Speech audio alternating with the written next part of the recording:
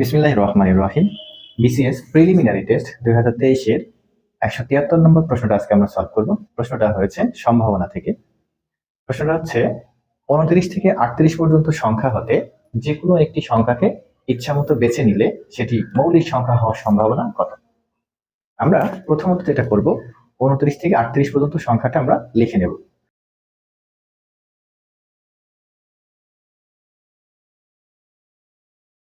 তাহলে মৌলিক সংখ্যা হওয়ার শর্তটা আমরা এখন লিখে ফেলব।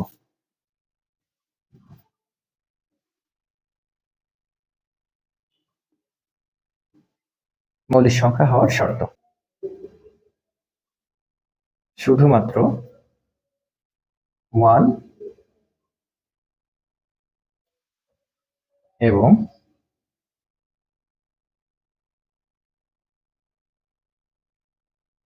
ওই সংখ্যা নিজেই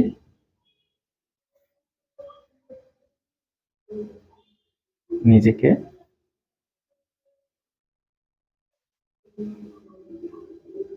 নিঃশেষে বিভাজ্য করতে পারবে।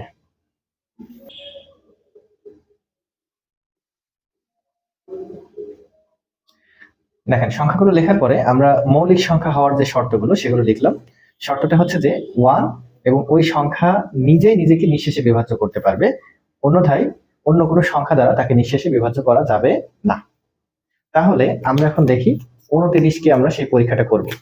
29 এমন একটা সংখ্যা যাকে আমরা 1 দ্বারা ভাগ করলে পারে 29 পাওয়া যায়, এবং 29 এমন একটা সংখ্যা যাকে 1 দ্বারা ভাগ করলে 29 পাওয়া যায়, এবং 29-কে 29 দ্বারা ভাগ করলে আমাদের 1 পাওয়া যায়। দেখেন, নিঃশেষে বিভাজ্য হয়েছে। এছাড়া অন্য কোনো সংখ্যা দ্বারা আমরা যদি 29-কে ভাগ করি তাহলে নিঃশেষে বিভাজ্য হবে না।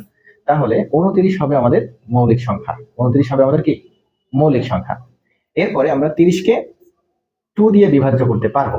তাহলে এই 30-কে যেহেতু আমরা 2 দিয়ে ভাগ করতে পারছি, সুতরাং এটি মৌলিক সংখ্যা হবে না। 31 যে সংখ্যাটা রয়েছে এই সংখ্যাটাকে আমরা 1 দিয়ে ভাগ করতে পারি এবং 31 দিয়ে ভাগ করতে পারি, অন্য কোনো সংখ্যা দিয়ে ভাগ করতে পারি না। তাই অন্য কোনো সংখ্যা দিয়ে নিঃশেষে ভাগ করতে পারি না, সুতরাং 31 হবে আমাদের একটা মৌলিক সংখ্যা। এরপর 32-কে আমাদের 2 দ্বারা ভাগ করা যায়, 33-কে আমাদের 3 দ্বারা বিভাজ্য করা যায়, 34-কে 2 দ্বারা বিভাজ্য করা যায়, 35-কে 5, 7 এগুলো দিয়ে নিঃশেষে বিভাজ্য করা যায়, 36-কে 2 দ্বারা নিঃশেষে বিভাজ্য করা যায়, 37-কে কিন্তু অন্য কোনো সংখ্যা দিয়ে বিভাজ্য করা যায় না, শুধুমাত্র 1 আর 37 ব্যতীত। তাই 37 হবে আমাদের মৌলিক সংখ্যা। 38 যেহেতু জোড় সংখ্যা, তো সুতরাং 2 দিয়ে বিভাজ্য হবে। তাহলে আমাদের যে কটা মৌলিক সংখ্যা সেগুলো আমরা কিন্তু লিখে ফেলেছি। এখন দেখেন, মৌলিক সংখ্যা আমাদের কতটি হলো?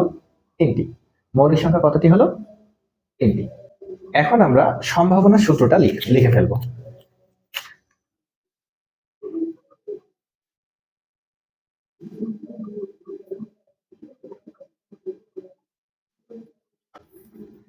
দেখেন, এখানে আমাদের অনুকূল ফলাফল হচ্ছে যে সংখ্যাটা আপনার পক্ষে আসছে সেটা।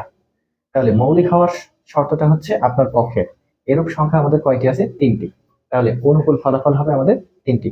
আর সমগ্র সম্ভাব্য ফলাফল হবে সবগুলো সংখ্যা। তাহলে আমাদের কতটি আছে এরূপ? 1, 2, 3, 4, 5, 6, 7, 8, 9, 10টি। তাহলে এখান থেকে আমরা লিখতে পারি অনুকূল ফলাফল হচ্ছে 3 আর সমগ্র সম্ভাব্য ফলাফল হচ্ছে 10। তাহলে অ্যান্সার হবে আমাদের 3/10, অর্থাৎ এটা আমাদের অ্যান্সার। আল্লাহ হাফেজ।